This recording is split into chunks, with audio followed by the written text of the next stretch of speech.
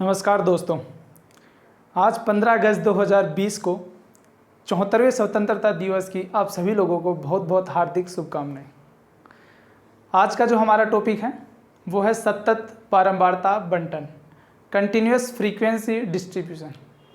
पिछले लेक्चर के अंदर हमने पढ़ा था डिस्क्रीट फ्रीक्वेंसी डिस्ट्रीब्यूशन, असतत बारंबारता बंटन। यदि आपने पिछले वाला वीडियो नहीं देखा है तो प्लेलिस्ट पे जाइए, मैंने प्लेलिस्ट बना रखी है, उसके अंदर आप डालिए और आप वो वीडियो देख लीजिए, आपको बहुत अच्छे से समझ में आ जाएगा। ठीक है, तो चलिए शुरू करते हैं आज का।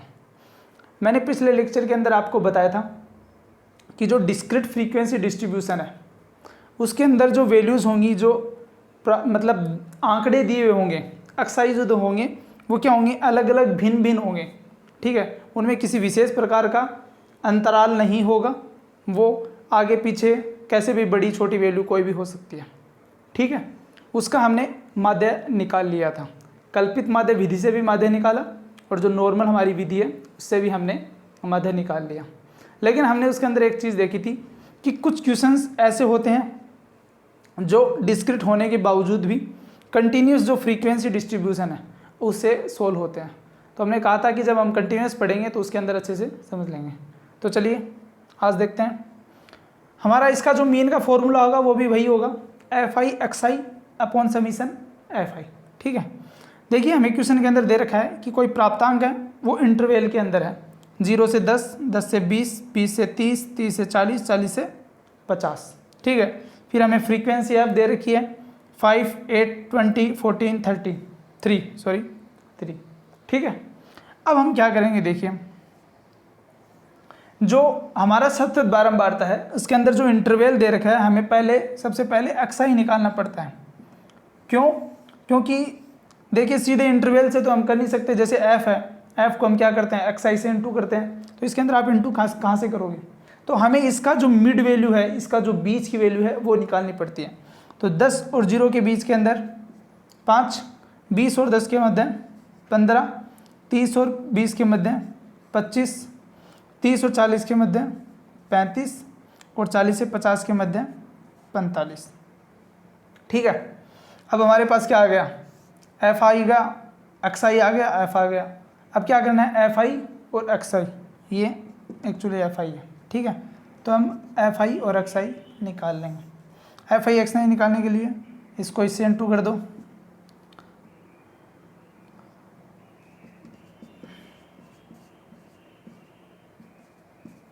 एक 120, इसको इससे गुणा कर दो,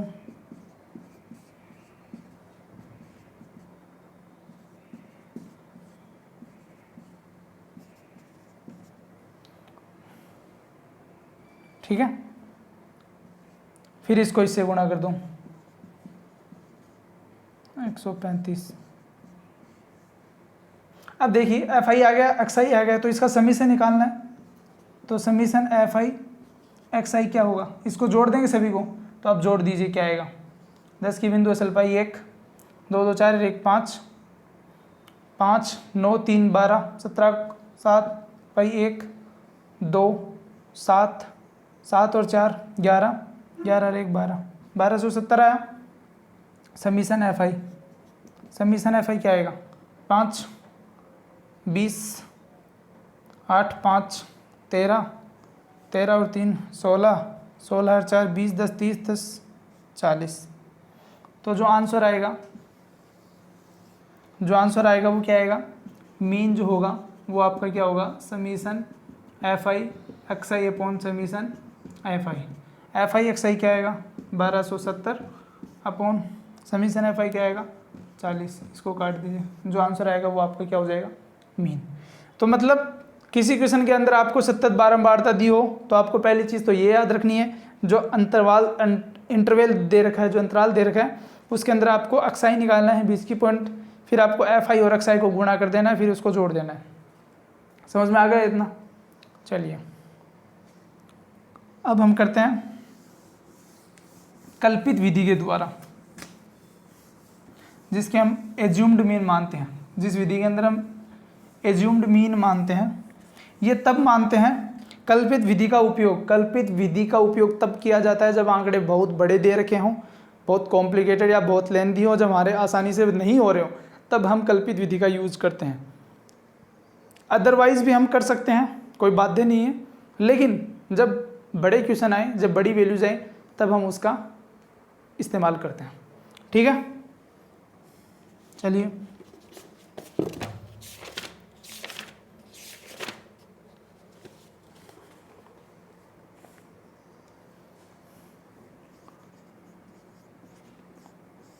कल्पित विधि या पद विचलन, स्टेप डेविएशन,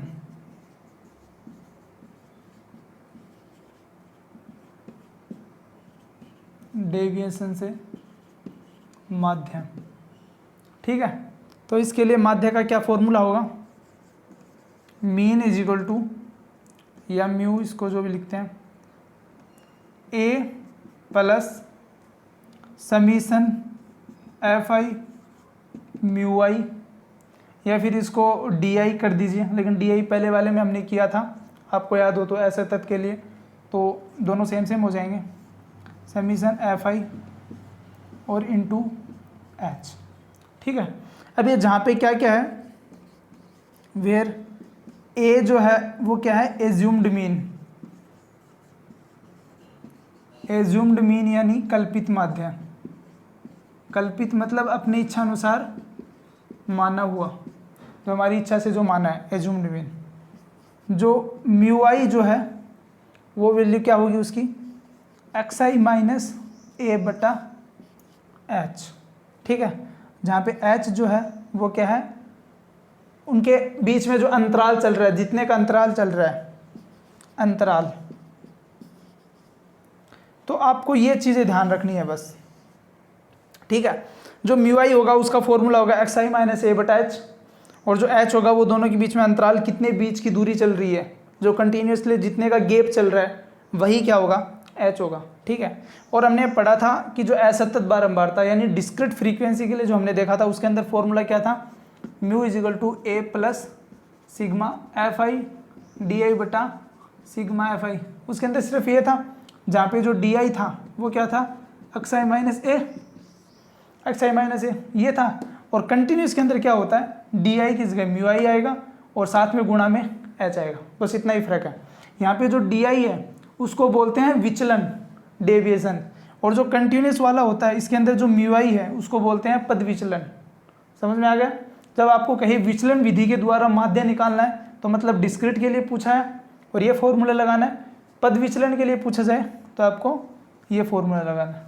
समझ में आ गया, ठीक है, फॉर्मूला नोट कर लेना।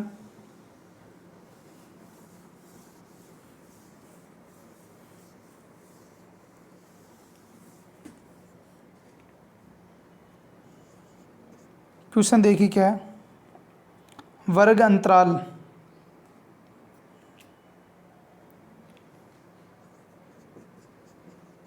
आपको एक वर्ग अंतराल दे रखा है, कितना, 0 से 10, 10 से 20 और वही 40 से 50 का, वही क्वेश्चन है।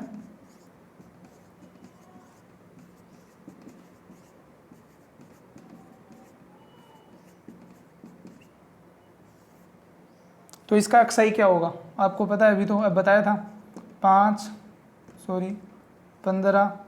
25, 35, 45।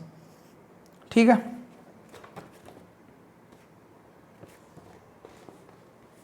उसके बाद में एफ आई क्या दे रखा है, 7, 10, 15, 8, 10। ठीक है, एक्स आई दे दिया, एफ आई दे दिया। अब हमें क्या निकालना है, ये इसने बोला पद विचलन विधि से माध्य ज्ञात कीजिए।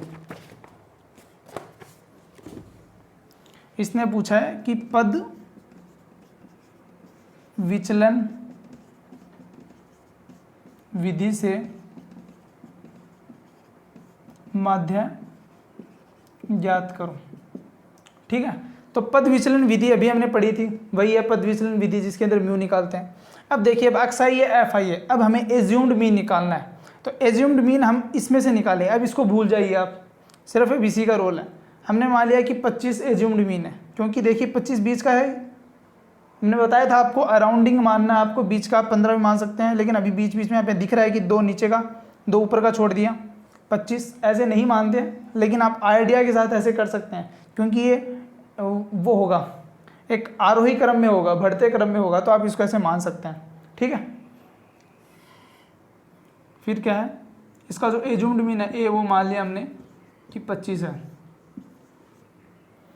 ठीक है, अब क्या निकालना है हमें, म्यू आई इजिकल टू क्या होता है, एक्स आई माइनस ए बटा एच, यही होता है। अब एच क्या है, 10 का अंतर चल रहा है। देखिए 5 10 15, 15 10 25, 25 10 35, 10 का अंतर चल रहा है, मतलब जो एच होगा वो कितना होगा, 10 होगा।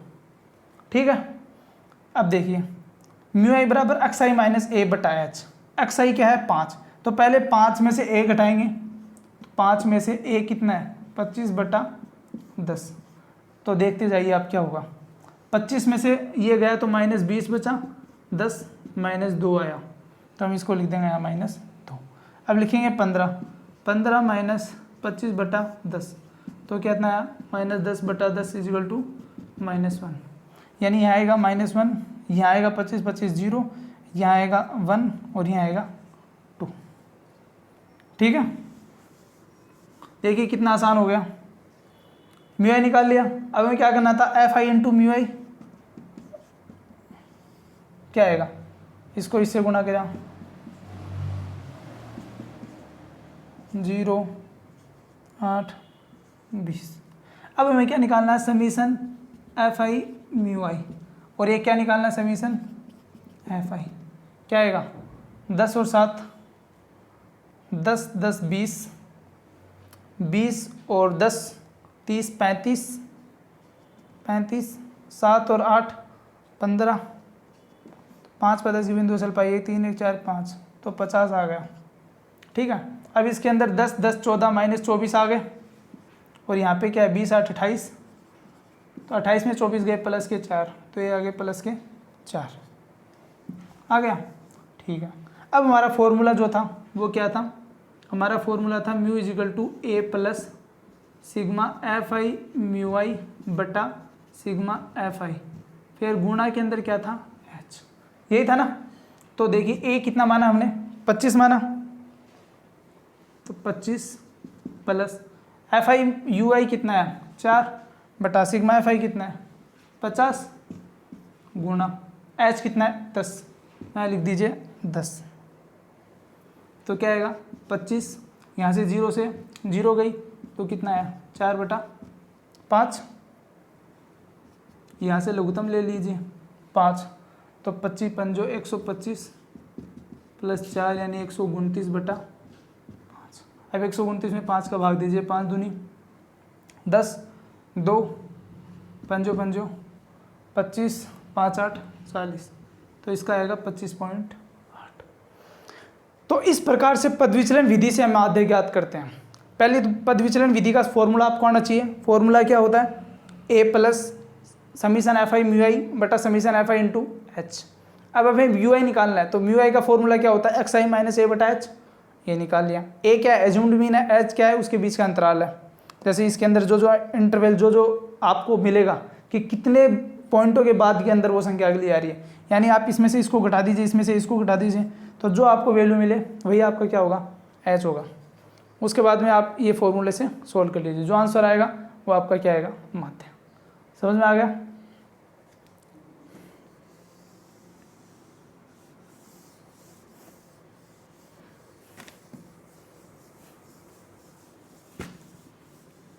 एक क्वेश्चन दे रहा हूँ और बस आपको समझाऊंगा, बाकी आप उसको सोल्व कर लेना।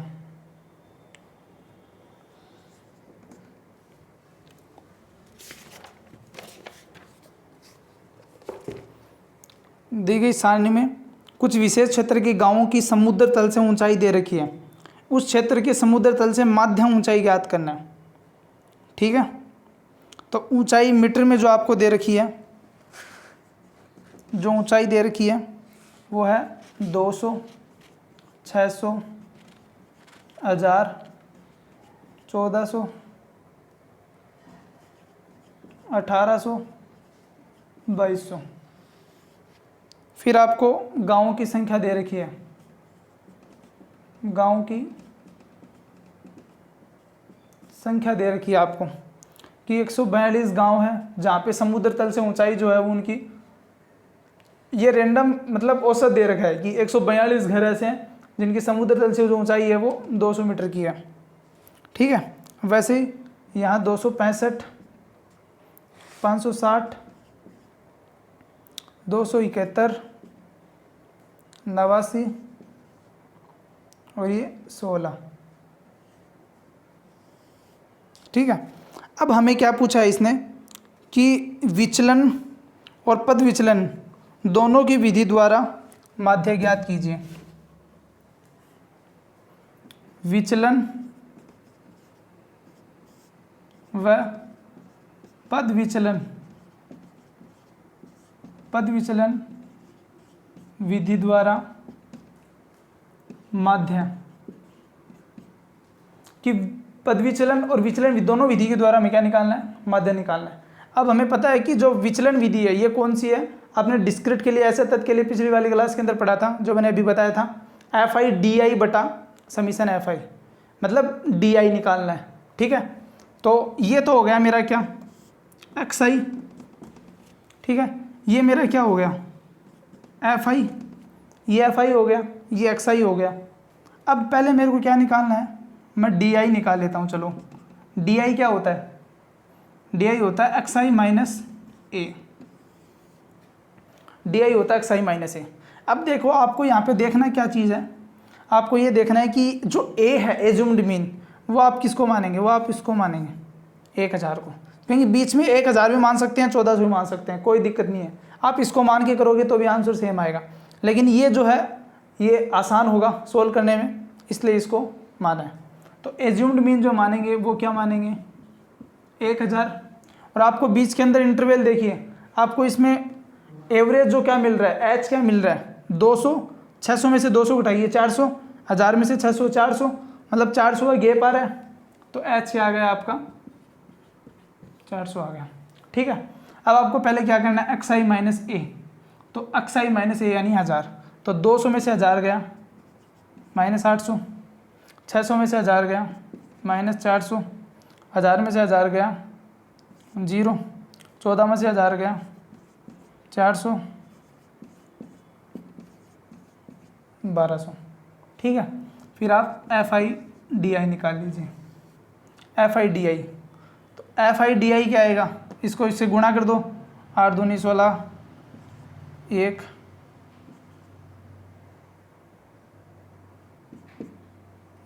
यही आएगा।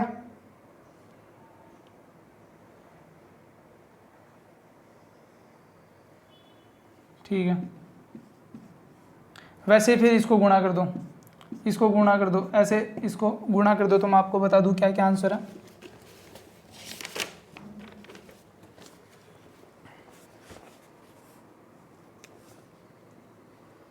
माइनस का 106, 3 0, इसका आएगा 0,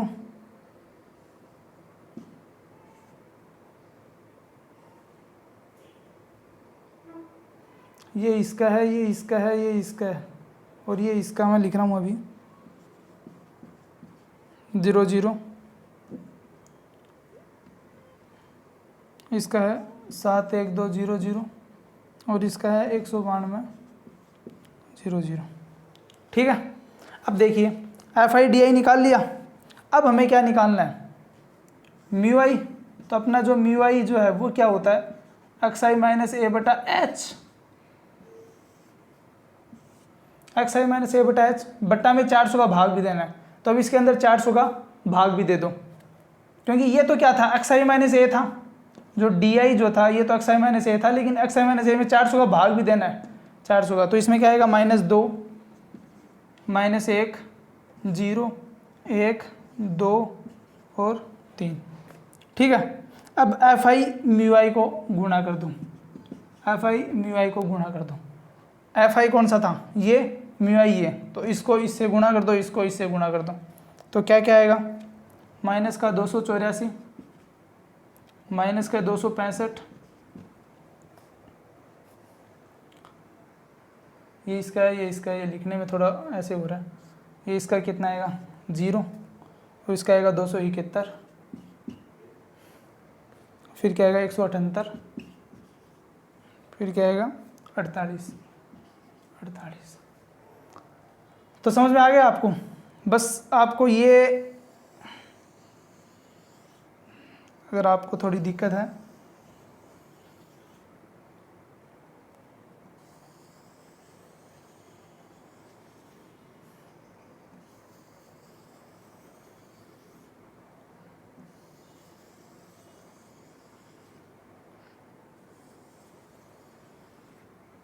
समझ में आ गया किसका किसका क्या है। अब देखें हमने डी आई निकाला है, एफ आई डी आई निकाल लिया, म्यू आई निकाल लिया, एफ आई म्यू आई निकाल लिया। अब हम क्या करेंगे, समीशन का एफ आई डी आई कर देंगे, समीशन का एफ आई म्यू आई कर देंगे और इधर समीशन का एफ आई कर देंगे। इतना समझ में आ गया। उसके बाद के अंदर हमें विचलन विधि का फॉर्मूला पता है, मैं इसको एक बार मिटा रहा हूँ।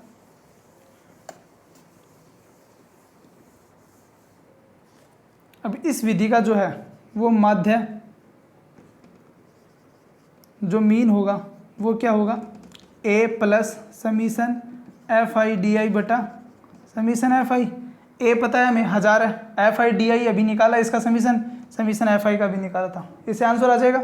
ठीक है, फिर पद विचलन विधि जो है, पद विचलन जो विधि है उसके द्वारा म्यू जो होगा वो क्या होगा, a plus sigma F i mu i बटा सिग्मा एफ आई गुणा एच। ए पता है, एफ आई म्यू आई इसका समीशन यहाँ से निकाल लेंगे, समीशन एफ आई का अभी जो पहले दे रखा था उससे निकाल लेंगे, गुणा एच, एच 400 दे रखा है इससे निकाल लेंगे।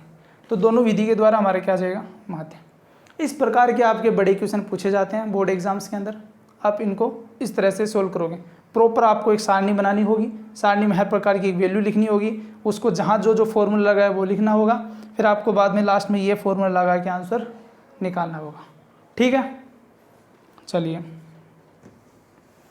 जो हमारा ये टॉपिक था माध्य का, उसके अंदर हमने सतत असतत दोनों देख लिए। माध्य हमारा कंप्लीट होता है, माध्य का जो हमारा टॉपिक है वो कंप्लीट होता है। अब हम पढ़ते हैं माध्यक। आज सिर्फ शुरुआत कर रहे हैं, माध्य कंप्लीट कर देंगे। छोटा ही टॉपिक है माध्य का, बस एक फॉर्मूला है, उसका है मीडियन माध्यक।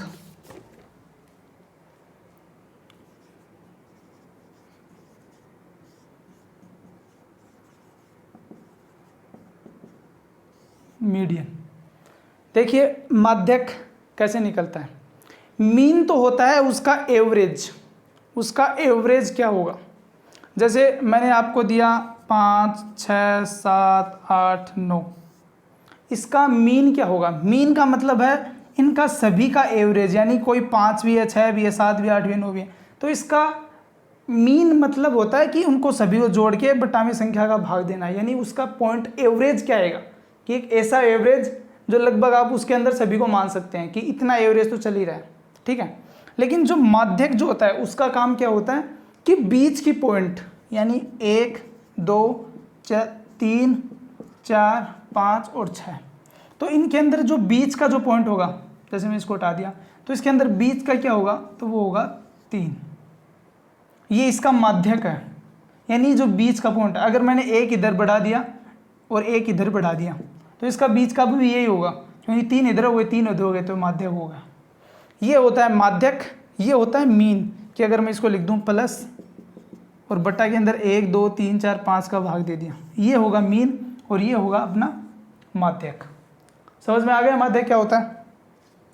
अब देखिए कोई भी आंकड़े दे रखे हों, कोई भी आंकड़े x1, x2, x3, x7, x4, x6, x5, x10, बस ऐसे कुछ भी दे रखा है, तो माध्यक निकालने के लिए जो फर्स्ट स्टेप होती है, स्टेप फर्स्ट, वो क्या होती है कि पहले असेंडिंग ऑर्डर या डिसेंडिंग ऑर्डर के अंदर हमें लिखना पड़ता है। असेंडिंग आरोही या अवरोही क्रम के अंदर हमें लिखना पड़ता है। आरोही क्रम, आरोही क्रम, बढ़ता क्रम, अवरोही घटता क्रम। आरोही बढ़ता क्रम 1 2 3 4 5 6, क्रम बढ़ता जा रहा है। एक होता है कि 6 5 4 3 2 1, घटता जा रहा है, ये बढ़ता जा रहा है। ठीक है, तो हमें कोई भी एक क्रम के अंदर लिखना है, या तो अवरोही क्रम में लिखो या आरोही क्रम में लिखो। आरोही या अवरोही क्रम में लिखना। ठीक है। स्टेप 2, स्टेप 2 क्या होगी? पहला, यदि जो नंबर दे रखे हैं, यदि जो नंबर दे रखे हैं, एन जो नंबर दे रखे हैं, यदि वो विषम संख्या होते हैं, यदि वो क्या होते हैं? विषम संख्या होते हैं।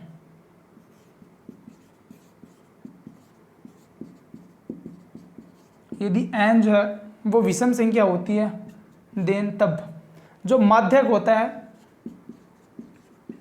वो क्या होता है? n + 1/2,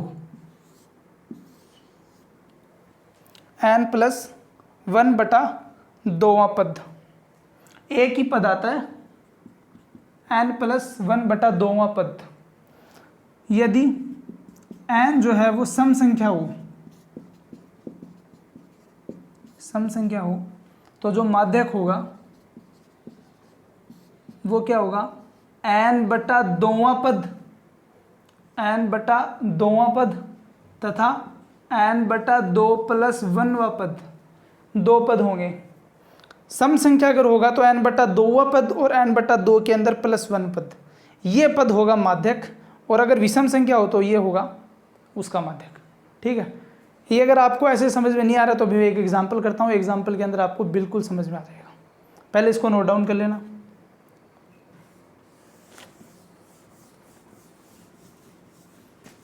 जैसे एक एग्जाम्पल करते हैं, एक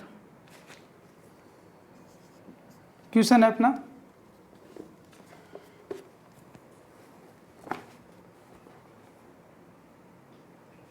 मैंने कोई आपको दे दिया 10 12 15 16 18 19 ये दे दिया।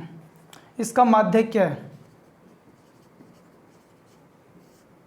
माध्यक क्या होगा? तो देखिए, आप इसको असेंडिंग या डिसेंडिंग ऑर्डर में करोगे। 10 12 15 15 16 17 18 18 19 हैं। अगर आपको जैसे ऐसे दिया होता कि 12 फिर 18 फिर 15 फिर 19 फिर 16 फिर 17 फिर 15 फिर 18, तो आपको पहले इसको आरोही क्रम में अवरोही क्रम में लिखना होता। लिख लिया इसको। अब क्या करेंगे? माध्यक 1 2 3 4 5 6 7 8 9, 9 अंक है। n बराबर क्या है? 9। 9 क्या है? एक ओड नंबर, विषम है। तो विषम के लिए क्या बताया था? जो माध्यक होता है वो क्या होता है? n + 1/2, यानी 9 + 1/2, 10/2 यानी 5वां पद। जो 5वां पद होगा वही आपका क्या होगा? माध्यक होगा। तो 1 2 3 4 5 16 इसका माध्यक होगा। समझ में आ गया? 16 मतलब 4 पद इधर कर दिए, 4 पद इधर कर दिए, 20 का पद आपका क्या हो गया? माध्यक हो गया। क्वेश्चन नंबर 2, यदि आपको दिया हुआ होता 14 15 15 15,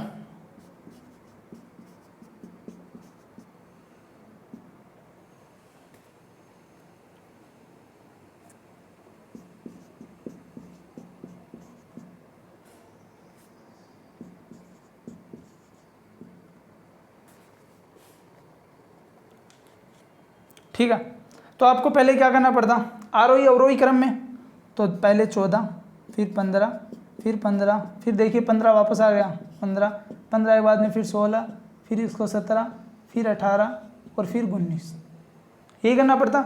यानी आरोही क्रम में आपने इसको सेट कर लिया। अब नंबर गिनो कितना है? 1 2 3 4 5 6 7 8, 8 है ये, यानी जो n है वो आपका क्या है 8, यानी एक सम संख्या है। सम आता है तो माध्य क्या होता है, माध्य क्या होता है n/2 और n/2 + 1वां पद, यही तो होता है। ठीक है, तो अब देखिए n/2वां पद कौन सा है आपका, n/2वां पद, n/2वां पद कौन सा है 8/2 यानी 4 और 8/2 + 1 यानी 4 और 5वां पद, 4 और 5वां पद, 1 2 3 4 4वां पद तथा 5वां पद। अब आपको इसका मीन निकालना है, मतलब बीच का पद निकालना है। तो क्या होगा 15 + 16/2, तो क्या आएगा 15.5, 15.5। यानी जो आपका क्या आया 15 और 16 जो है इसके अंदर भी इसका बीच का पॉइंट ढूंढना है। तो बीच का पॉइंट ढूंढने के लिए इन दोनों का मिड पॉइंट निकालना पड़ता है। तो उसका होता है 15 + 16/2। तो इसका जो पॉइंट होगा इसके बीच में 15.5 आएगा। तो ये जो पॉइंट होगा वो इस क्वेश्चन का क्या होगा, माध्यक होगा। यानी अगर विषम संख्या दे रखी हो तो इधर वाले हटा दीजिए, इधर वाले हटा दीजिए, बीच का पॉइंट इसका क्या हो जाएगा, माध्यक। लेकिन यदि सम संख्या आती है तो सम संख्या में देखिए आपने इधर से 3 हटा दिए, इधर से 3 हटा दिए, अब बीच में आपकी 2 संख्या बच गई। अभी इन 2 संख्याओं का बीच का निकालना है, यानी इनका मिड पॉइंट निकालना है। तो 15 + 16/2, इस प्रकार के इसके 2 पॉइंट आते हैं, जैसे n/2वां पद, n/2वां पद और n/2 + 1वां पद। ये आपका माध्यक।